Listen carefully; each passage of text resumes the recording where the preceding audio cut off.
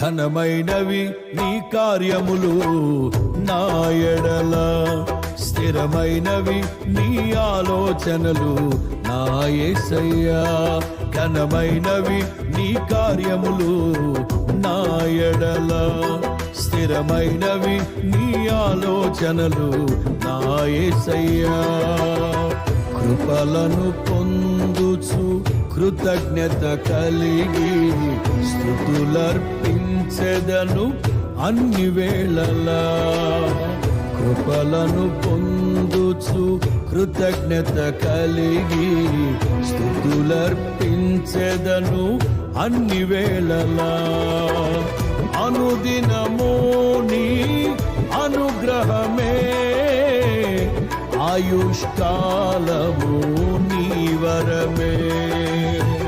అనుదినము